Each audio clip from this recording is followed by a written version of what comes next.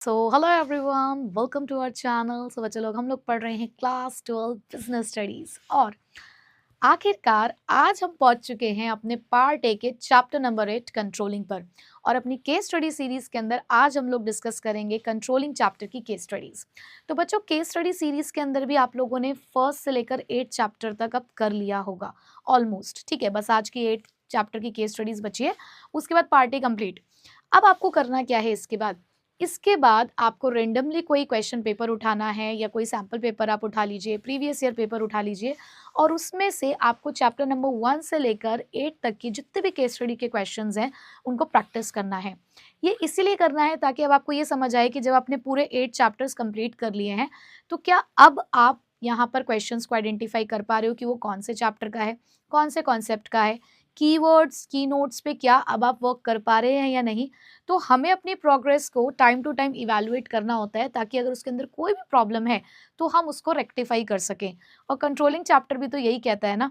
तो बच्चों, इसी के साथ आप लोगों को इस चीज़ के ऊपर अब वर्क करना है ताकि जब हम पार्ट बी स्टार्ट करें तो आप एक अच्छे वाले कॉन्फिडेंस लेवल के साथ आगे बढ़ें कि हाँ, अब तक जो हमने करा है पार्ट ए के अंदर वो बहुत बढ़िया करा है, पार्ट ए हमारा बिल्कुल प्रिपेयर है, पार्ट बी को फिर हम फुल कॉन्फिडेंस के साथ सॉल्व करेंगे। ठीक है बच्चों, आज की अटेंडेंस लगाइए, स्टार्ट करते हैं फिर अपनी आज की केस स्टडीज। तो बच्चों, चैप्टर नंबर 8 आखिरी चैप्टर था, बहुत प्यारा सा छोटू मोटू चैप्टर था, बट क्वेश्चन इसका बिल्कुल भी छोटू मोटू प्यारा सा नहीं है, बहुत ही लंबा चौड़ा अच्छा खासा क्वेश्चन है।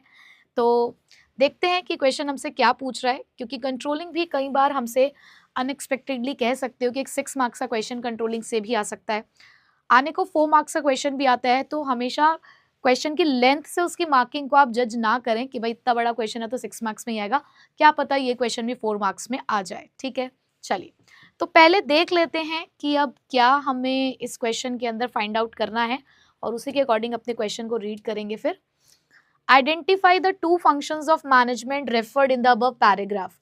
मैनेजमेंट के कोई 2 फंक्शंस का यहाँ पर डिस्कशन हो रहा है। फंक्शंस मतलब planning, organising, staffing, directing and controlling. तो पांचों में से कोई फंक्शंस 2 होंगे जहाँ डिस्कस किए जा रहे होंगे, वो हमें फाइंड आउट करने हैं।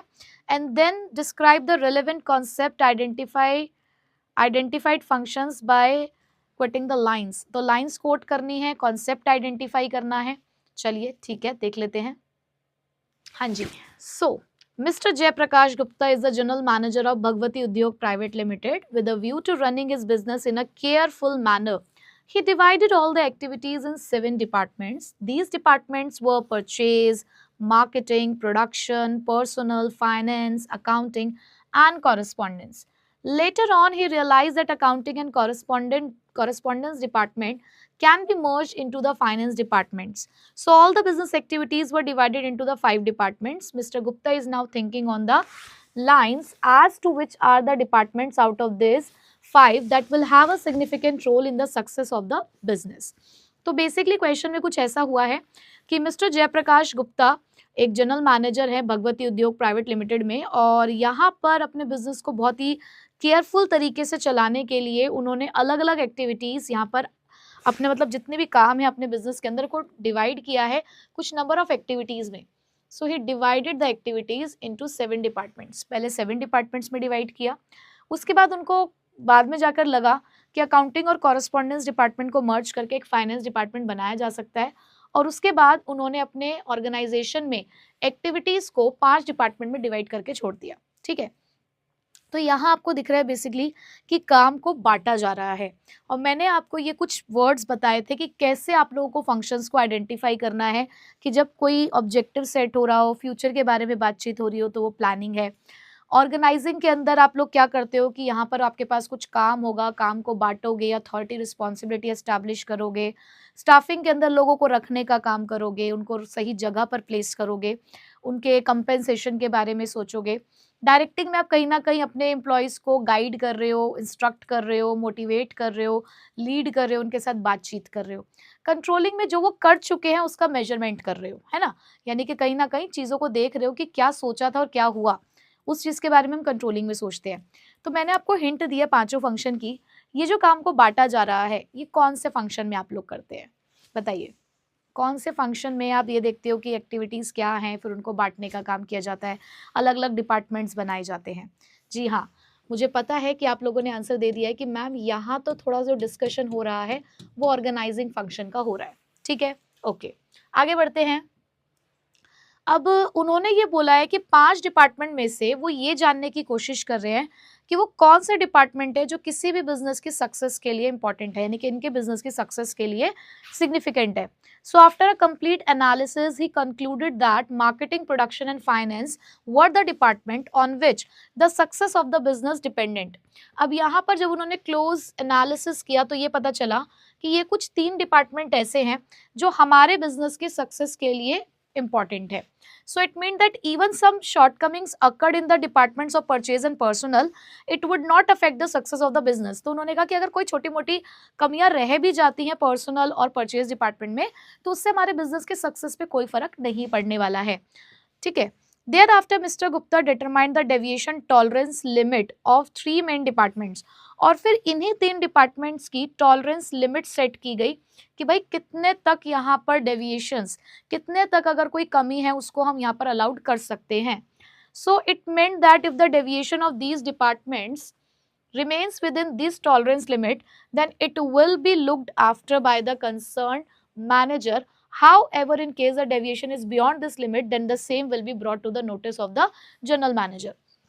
तो यहाँ उन्होंने कहा कि जो हमने यहाँ पे टॉलरेंस लिमिट सेट करी है, अगर इसके अंदर रहकर ही डेविएशंस आते हैं, यानी कि जो कमी है अगर इसके अंदर तक की है तो जो उनका कंसर्न मैनेजर है उसके पास हम लोग इस डेविएशन को ले जा सकते हैं, मतलब तब तक तो मैटर वहीं तक है। बट अगर डेविएशंस आपके एक्सेप्टेबल लिमिट्स को क्रॉस कर रहे हैं तो जनरल मैनेजर को यहाँ पर ध्यान देना पड़ेगा। तो ये बातें आपने कहीं पढ़ी नहीं है, सक्सेस के लिए इंपॉर्टेंट होना, टॉलरेंस लिमिट, एक्सेप्टेबल लिमिट, ये सब आपने कहाँ पढ़ा था? डेविएशंस कहाँ पढ़ा ये आपने? ये पढ़ा है आपने कंट्रोलिंग फंक्शन में। तो एक हमने फंक्शन आइडेंटिफाई किया है ऑर्गेनाइजिंग और दूसरा यहाँ पर हम आइडेंटिफाई कर पा रहे हैं कंट्रोलिंग, ठीक है। चलिए, बट अब उन्होंने हमसे ये भी पूछा था कि कौन से कॉन्सेप्ट्स आपको यहाँ पर देखने को मिल रहे हैं। तो बेटा कॉन्सेप्ट, ये जो सक्सेस वाली बात हो रही है, एक्सेप्टेबल लिमिट वाली बात हो रही है, ये आपने कहाँ पढ़ी है? कहीं तो पढ़ी है ना। आपने 2 तरीके के डेविएशंस पढ़े हैं, क्रिटिकल पॉइंट कंट्रोल और आपने पढ़ा है मैनेजमेंट बाय एक्सेप्शन, CPC। तो क्रिटिकल पॉइंट कंट्रोल यानी कि जो CPC टेक्निक है हमारी, वो ये कहती है कि जो हमारे यहाँ पर कुछ की रिजल्ट एरियाज होते हैं, यानी कि कुछ ऐसे पॉइंट्स होते हैं, क्रिटिकल पॉइंट होते हैं हर एक ऑर्गेनाइजेशन के अंदर जो उस ऑर्गेनाइजेशन की सक्सेस के लिए इंपॉर्टेंट होते हैं। जैसे कि इन्होंने यहाँ पर 3 डिपार्टमेंट फाइंड आउट किए, तो मैंने लाइन्स यहाँ पर अंडरलाइन कर दी हैं और यहाँ पर मुझे जो टेक्निक दिख रही है, जो हमारे पास कॉन्सेप्ट दिख रहा है, वो है क्रिटिकल पॉइंट कंट्रोल, ठीक है। नीचे जब टॉलरेंस लिमिट की बात हुई तो वहाँ हमने मैनेजमेंट बाय एक्सेप्शन पढ़ा, जो ये कहता है कि आप अपने डेविएशन की एक एक्सेप्टेबल लिमिट सेट कर दो। अगर कुछ भी उस एक्सेप्टेबल लिमिट के बियॉन्ड जाता है तो आपको यहाँ पर ध्यान देने की ज़रूरत है। यानी कि अगर आप सब कुछ कंट्रोल करने की कोशिश करेंगे तो कुछ भी कंट्रोल नहीं कर पाएंगे। तो कुछ कुछ जो चीज़ें हैं, डेविएशंस की जो लिमिट है, आप वो सेट कर दो और उसके अकॉर्डिंग कंट्रोलिंग करो। तो यहाँ से हमें दिख रहा है मैनेजमेंट बाय एक्सेप्शन, या जिसे आप कंट्रोल बाय एक्सेप्शन भी कहते हैं, ठीक है। तो CPC और MBE, ये हमने 2 कॉन्सेप्ट्स आइडेंटिफाई कर लिए हैं और 2 फंक्शंस भी, ठीक है बच्चों। आई होप कि आप सभी लोग वन शॉट देखकर आए होगे, सारे कॉन्सेप्ट्स रिवाइज करके ही इस केस स्टडी को आप सॉल्व करोगे, क्योंकि मज़ा तो तभी आता है जब आपको यहाँ पे कॉन्सेप्ट पता हो, ठीक है। वरना ऐसे केस स्टडी करने से कोई फ़ायदा नहीं है कि मैं क्वेश्चन पढ़ रही हूँ, मैं ही आंसर बता रही हूँ। मैं आराम आराम से इसलिए चलती हूँ ताकि मेरे क्वेश्चन पढ़ते पढ़ते आप क्वेश्चन पढ़ें और उसका आंसर खुद जज करें, फिर बस मेरे आंसर से अपने आंसर को टैली करें, ठीक है। चलो बच्चों, आगे देखते हैं क्या पूछा गया है। आपसे पूछे गए हैं 2 benefit of the function of management highlighted above. जो भी फंक्शन यहाँ पर हाईलाइट किया गया है उसके 2 बेनिफिट बताने हैं आपको। सो चलिए देख लेते हैं। Ritu is a regional manager of Elpis technology limited. She is a hard-working employee and is trying to reduce the wastage of resources in her company. She has set the standard for the performance of the different activities and is ensuring that targets are met according to the standard. तो बेटा यहाँ पर कुछ बात बोल दी गई है already, that she has set the standard for the performance. उसने परफॉर्मेंस के लिए स्टैंडर्ड सेट किया है अलग अलग एक्टिविटीज के लिए, और वो ये देख रही है कि टारगेट्स पूरे हो according to the standard with minimum wastage of resources, कम से कम वेस्टेज के साथ। तो यहाँ कौन से फंक्शन का बेटा डिस्कशन चल रहा है? यहाँ डिस्कशन चल रहा है कंट्रोलिंग का, ठीक है।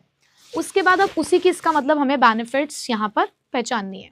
She has set up the CCTV cameras which help her to keep a close check on the activities of the subordinates and know how the employees are performing. तो उसने सीसीटीवी कैमराज लगा रखे हैं ये जानने के लिए कि किस तरीके से जो हमारे एम्प्लॉयज हैं वो ऑर्गेनाइजेशन के अंदर काम कर रहे हैं, परफॉर्म कर रहे हैं। She also rewards the employees with a bonus when these standards are met. और जब कोई अच्छा काम करता है तो उसको रिवॉर्ड भी देती है। So she is trying her best to ensure a good performance of her team this year throughout the application of an important function of management. तो इससे उनकी टीम ने बहुत अच्छा परफॉर्म किया क्योंकि इतना अच्छा उन्होंने अपना फंक्शन ऑफ मैनेजमेंट यहाँ पर परफॉर्म किया है। तो बेटा कौन से दो बेनिफिट्स मतलब इंपॉर्टेंस ही आपसे पूछी जा रही हैं। तो मुझे लगता है कि इंपॉर्टेंस ऑफ कंट्रोलिंग तो मेरे सारे बच्चे बता देंगे क्योंकि उसके लिए आपकी मैम ने कहा था ना कि ओ आगे क्या था वो आप कंप्लीट करेंगे एक्रोनिम में with all the points of importance. ठीक है, तो फटाफट से पहले लिख दीजिए ताकि आपका रिवीजन होता रहे। मुझे पॉइंट्स तो कमेंट बॉक्स में जरूर चाहिए, एक्सप्लेनेशन आप अपनी नोटबुक में लिखिए अगर आपको कमेंट बॉक्स में नहीं लिखना है, क्योंकि अल्टीमेटली बेटा हमें राइटिंग प्रैक्टिस करनी कॉपी में ही है। तो इसलिए आप अपना जो भी डिटेल वाला वर्जन है वो आप अपनी नोटबुक में लिखिए, बट येस डेफिनेटली पॉइंट्स यहाँ पर लिखे ताकि मुझे पता लग सके कि येस आप फॉलो अप कर रहे हैं। ठीक है, चलो अब इंपॉर्टेंस यहाँ पे लिख देते हैं। बेटा जब यहाँ पर उन्होंने परफॉर्मेंस का स्टैंडर्ड सेट किया है तो बेसिकली वो इसलिए सेट किया है ताकि ऑर्गेनाइजेशनल ऑब्जेक्टिव्स को अचीव कराना है। तो यहाँ चल रहा है अकम्प्लिशमेंट ऑफ ऑर्गेनाइजेशनल गोल्स। ठीक है, अकम्प्लिशमेंट ऑफ ऑर्गेनाइजेशन गोल्स। और क्योंकि यहाँ पर सीसीटीवी कैमरास भी लगे हुए हैं सो एंश्योर्स ऑर्डर एंड डिसिप्लिन। ठीक है, ensures order and discipline. Improving employees performance वाला पॉइंट है वो भी आप यहाँ पर लिख सकते हो क्योंकि उसका डिस्कशन भी यहाँ पर है। ठीक है, तो जरूरी नहीं है उन्होंने 2 पॉइंट्स पूछे हैं तो 2 ही मिले, कई बार हमें मोर देन 2 भी यहाँ पर देखने को मिल जाते हैं। तो सीबीएसई आपके हर एक आंसर को कंसिडर करता है अगर कुछ और ऑप्शंस भी अवेलेबल होते हैं, तो इसलिए आपको घबराने की जरूरत नहीं है। जो मोस्ट अप्रोप्रिएट है फिलहाल हमने वो लिख दिए हैं। ठीक है बच्चों, चलो आगे बढ़ते हैं। चलिए आगे बढ़ते हैं। हाँ जी, तो अब फिर से हमें फंक्शन यहाँ पर बताना है कि कौन सा है, स्टेप्स बताने उस फंक्शन के जो हम यहाँ पर ऊपर आइडेंटिफाई करेंगे विच आर डिस्कस्ड, जो डिस्कस हुए हैं वो वाले बताने हैं। ठीक है, चलो पढ़ना शुरू करते हैं। Sameer is a wholesaler who deals in cricket equipment. He collects the cricket equipment like bat, ball, helmet, gloves, stumps, etc. from different manufacturer and assembles them in a kit for a convenience of the customers. तो समीर एक wholesaler है, cricket equipment में deal करता है, पहले अलग अलग manufacturer से सामान को कलेक्ट करता है, फिर उनको एक किट में कन्वर्ट करता है ताकि कस्टमर एक ही बारी में आए और अपनी किट खरीद कर ले जाए। So he set a standard target to assemble 100 kits a day. तो उसने यहाँ पर एक 100 किट्स अ डे बनाने का स्टैंडर्ड सेट किया है। तो जहाँ स्टैंडर्ड ऑफ परफॉर्मेंस आ जाती है वहाँ कौन सा फंक्शन आता है बेटा, वहाँ फंक्शन आता है कंट्रोलिंग का। अब हमें साथ में स्टेप्स भी आइडेंटिफाई करने हैं। तो कौन सी बिल्ली थी वो जो हमें कंट्रोलिंग फंक्शन के स्टेप्स बता रही थी? तो फटाफट से एक्रोनिम लिखो और बताओ कि हमें कि कंट्रोलिंग प्रोसेस के स्टेप्स क्या क्या हैं, और उसके बाद यहाँ से चेक करना कि क्या तुमने सही बताए हैं। तो बच्चे सबसे पहला स्टेप होता है वहाँ पर सेटिंग परफॉर्मेंस स्टैंडर्ड। तो उसने अपने परफॉर्मेंस के लिए स्टैंडर्ड यहाँ पर सेट कर दिया है। तो पहला पॉइंट तो हमें यहीं से मिल रहा है, फर्स्ट सेटिंग परफॉर्मेंस स्टैंडर्ड। ठीक है, तो ये हो गया। During the first week of the month the worker assembled kits a day which was lower than the set standard. On investigation, it was found that the variation in assembly of the kits was due to an irregular supply of the helmets and worker had to wait for the helmets to assemble the kits. अब क्या हुआ यहाँ पर कि first week में उन्होंने ये बताया कि जो फर्स्ट वीक था हमारा उसमें वर्कर्स ने असेंबल जो की हैं किट्स वो हमारे स्टैंडर्ड से काफ़ी कम थी। तो बेसिकली कहीं ना कहीं अगर हम देखें तो मेजरमेंट और कंपैरिजन यहाँ पर हो चुका है। मेजरमेंट भी हुआ तभी तो आपने ये बताया कि कम है, तो मेजरमेंट ऑफ एक्चुअल परफॉर्मेंस भी है बेटा यहाँ पर। और जब उन्होंने ये बात बोली कि कम है तो कंपेयरिंग द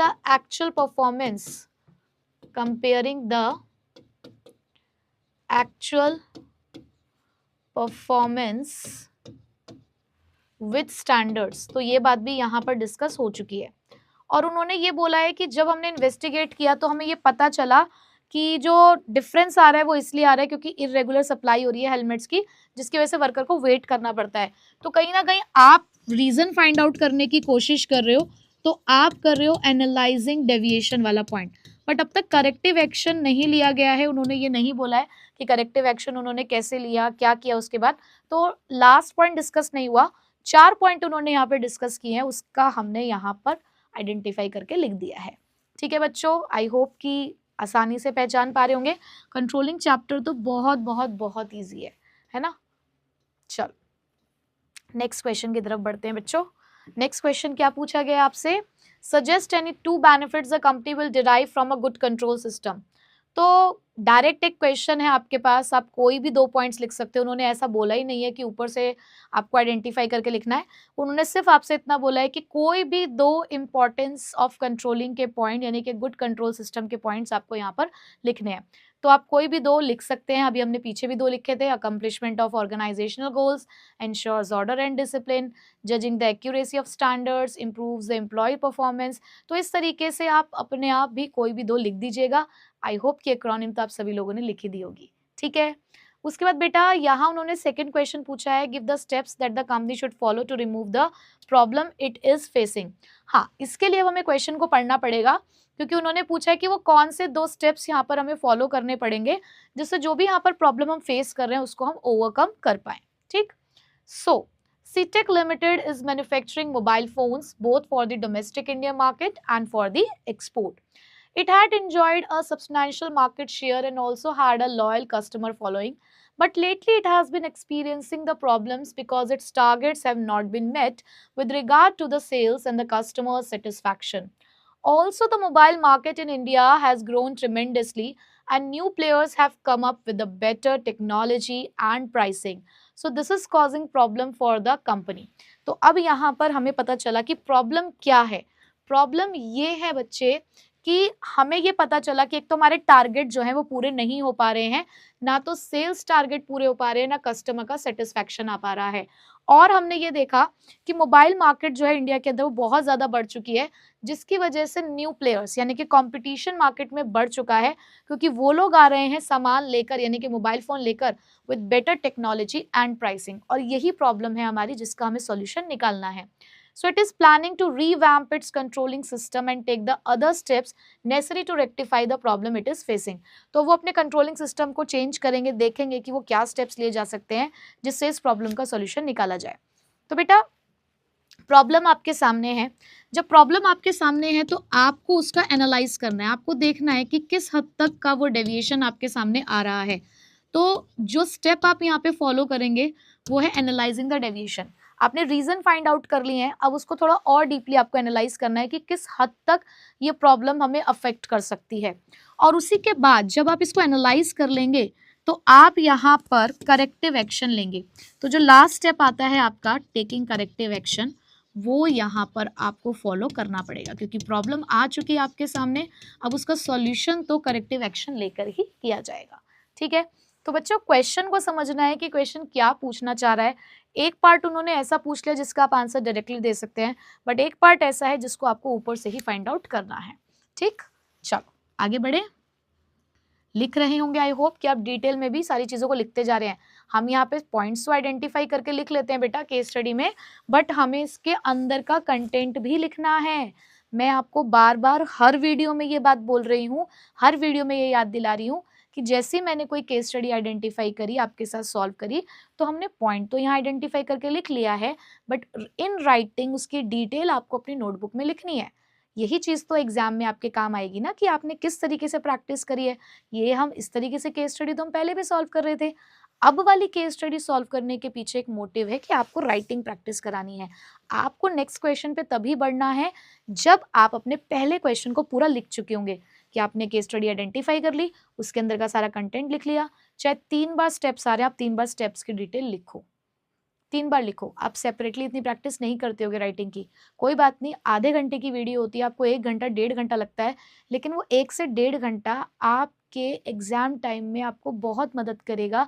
जब वो आपके छुट्टियां आएंगी ना जिसमें आप प्रिपेयर करोगे अपने बिजनेस स्टडीज के एग्जाम के लिए, करोगे ना, तो उस टाइम पे आपके लिए ना ये वाली प्रैक्टिस बहुत काम आएगी।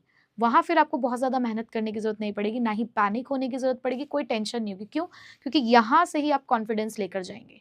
ठीक है बच्चे, चलो बढ़ते हैं अपने आज के आखिरी क्वेश्चन की तरफ, क्योंकि प्लानिंग एक छोटा सा चैप्टर है तो बहुत ज्यादा केस स्टडीज इसके अंदर हमारे पास नहीं बन पाती हैं। देखिए अगेन आपको यहाँ पर फंक्शंस आइडेंटिफाई करने हैं। फंक्शंस लिखा है तो मोर देन वन भी हो सकते हैं। And do you think Shruti is right in her thinking that controlling without planning is blind? तो क्या आप इस बात से अग्री करते हैं जहाँ श्रुति ये कह रही है कि कंट्रोलिंग प्लानिंग के बिना अधूरी है? तो इसी से ही आपको रिलेशनशिप बताना है प्लानिंग और कंट्रोलिंग का। अब क्या टाइम आ गया, रिलेशनशिप डिफाइन करना पड़ेगा हमें। किसका? प्लानिंग और कंट्रोलिंग का बालकों। राजू और एंजल प्रिया का नहीं। चलो ये राजू और एंजल प्रिया की कहानी भी खत्म होने को आई है अब। चलिए, so Shruti has established a small scale factory after completing a course in the textile designing. So she has tied up with the big home furnishing retail outlets in the city for supplying to them good quality designer home furnishing products like bed cover, cushions, etc. तो श्रुति ने यहाँ पर small scale factory start करी है क्योंकि वो course करके आई थी टेक्सटाइल डिजाइनिंग में, और अब उसने बड़ी बड़ी फर्निशिंग रिटेल आउटलेट्स के साथ अपना टाइड अप कर लिया है और उनको वो good quality designer home furnishing products जो है वो प्रोवाइड करती है। So she believes that controlling without planning is blind, और वो ये मानती है कि प्लानिंग के बिना कंट्रोलिंग अधूरी है। So every time she gets an order she sets the standard in terms of the number of personnel required, और जब भी उसको कोई भी यहाँ पर ऑर्डर मिलता है तो हमेशा वो स्टैंडर्ड सेट करती है परफॉर्मेंस का अलग अलग चीज़ों के बेसिस पर। तो बेटा कंट्रोलिंग तो है ही, कंट्रोलिंग का तो पूरा पूरा यहाँ पर डिस्कशन चल ही रहा है, तो कंट्रोलिंग तो है। दूसरा देखते हैं कौन सा फंक्शन है। इन terms of the number of personnel required, the estimated requirement in man hours per product, the requirement of direct material for the projected production and the amount of the normal overhead expenses required at the projected workload। तो मतलब हर एक चीज़ का यहाँ पर वो standard set कर रही है कि कौन कितने घंटे काम करेगा, कितना रॉ मटेरियल चाहिए होगा, कितना फिर उनकी ओवरहेड एक्सपेंसेस होंगे, हर चीज़ का उसने यहाँ पर स्टैंडर्ड सेट किया है। She also keeps a close watch on the activities so as to ensure that they conform to the plans। तो उसने यहाँ पर उनके ऊपर पूरी नज़र रखने के लिए भी काम किया है। So whenever the order size is too large she hires the extra workers, और जब भी उसे लगता है कि ऑर्डर साइज बड़ा है तो वो एक्स्ट्रा वर्कर्स को अपने यहाँ पर रखती है। By placing a notice on the notice board of the factory specifying the details of the jobs available. तो अपने यहाँ पर वर्कर्स रखने के लिए वो एक मैथड भी यहाँ पर यूज़ करती है जहाँ पर वो एक नोटिस बोर्ड लगाती है अपनी फैक्ट्री के बाहर, ये बताते हुए कि उसको किस रिक्वायरमेंट के वर्कर्स चाहिए। ठीक है, तो बच्चों लोगों को अपने यहाँ पर हायर करना, ये कौन सा फंक्शन है? ये फंक्शन होता है बेटा स्टाफिंग। अब मेरे प्यारे बच्चे होंगे तो मेरा एक क्वेश्चन का आंसर जरूर दोगे, भले उन्होंने पूछा नहीं है। कौन सा सोर्स ऑफ रिक्रूटमेंट है, यानी कि इंटरनल है या एक्सटर्नल है, और इंटरनल एक्सटर्नल में भी कौन सी कैटेगरी के बारे में यहाँ पर डिस्कशन चल रहा है, मतलब वो कौन से वाला टाइप है यहाँ पर, आप वो भी मुझे बताएंगे। ठीक है, कि नोटिस बोर्ड पे लिखना, डिटेल्स बताना, फैक्ट्री के बाहर नोटिस बोर्ड लगाना, ये कौन सा सोर्स ऑफ रिक्रूटमेंट है और उसमें भी कौन सा टाइप। ठीक है, मैं चेक करूंगी कि आप लोगों ने आंसर किया या नहीं। तो बेटा फंक्शन हमने आइडेंटिफाई कर लिया है। रिलेशनशिप जो है वो हमें यहाँ से कोई निकाल के नहीं बताना है कि यहाँ से ढूंढना था, हमें अपने आप ही लिखना है। जैसे कि उसने ये बोला कि controlling is blind without planning, so definitely it is correct, क्योंकि जब हमें स्टैंडर्ड्स मिलते हैं, जब हमें ऑब्जेक्टिव मिलता है, उसी के बेसिस पर हम काम करना शुरू करते हैं। तो परफॉर्मेंस स्टैंडर्ड भी जो सेट होता है वो मेन ऑब्जेक्टिव के बेसिस पर ही यहाँ पर एस्टैब्लिश होता है। तो यस, प्लानिंग जो है वो उसको एक बेस प्रोवाइड कर रही है। और planning is also meaningless without controlling. अगर आपने प्लान करने के बाद किसी चीज को कंट्रोल ही नहीं किया तो फिर आपके प्लानिंग का भी कोई बेस नहीं रहता, मतलब कोई मतलब ही नहीं है उसका। तो दोनों को एक दूसरे की जरूरत है। प्लस प्लानिंग के लिए हम ये बोलते हैं कि प्लानिंग क्या है, प्लानिंग इज प्रिस्क्रिप्टिव, सोच विचार का काम है ना। बट वहीं पे कंट्रोलिंग क्या है, इट इज इवैल्यूएटिव। यहाँ आपने जो सोचा है उस पर जब आपने काम किया तो क्या काम किया उसको इवैल्यूएट करता है controlling. Planning and controlling both are forward looking and backward looking functions. दोनों ही चीजें आगे भी देखती हैं और पीछे भी देखती हैं, क्योंकि देखो हमारे जो फंक्शंस हैं वो प्लानिंग से शुरू होते हैं और कंट्रोलिंग पे जाकर खत्म होते हैं। तो एक पहला स्टेप है और एक आखिरी स्टेप है ना, एक तरीके से, और फिर से प्लानिंग से दोबारा से ये जो सर्कल है हमारा ये स्टार्ट हो जाता है। तो प्लानिंग पीछे देखता है नए ऑब्जेक्टिव्स को सेट करने के लिए कि भाई अब तक हमने क्या किया, कोई गलती है तो उसको सुधार करेंगे। कंट्रोलिंग आज हमने क्या किया है उसके लिए उसको पीछे देखना ही पड़ता है कि यार अब तक तुम क्या कर चुके हो और आज तुम कहाँ तक पहुंचे हो, और आपकी आगे की प्लानिंग को ये भी इम्प्रूव करता है। तो दोनों ही फॉरवर्ड और बैकवर्ड लुकिंग फंक्शन यहाँ पर माने जाते हैं। तो आई होप कि रिलेशनशिप भी आपको यहाँ से समझ आ गया होगा कि प्लानिंग और कंट्रोलिंग के बीच का रिलेशनशिप क्या है। तो बस कुछ इसी तरीके से हमने आज भी अपनी केस स्टडीज कंप्लीट कर ली हैं। आई होप कि आप सभी लोगों ने मेरे साथ क्वेश्चन सॉल्व किया होगा और अच्छे से आप इसको सॉल्व कर पा रहे होंगे।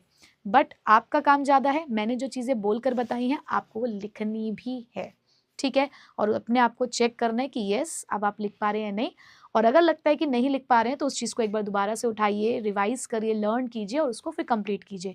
एक चैप्टर जब आप उठाते हैं ना तो उसको ख़त्म करके ही आपको उठना है, मतलब उस दिन का जो टारगेट है ना वो आपको पूरा करना है।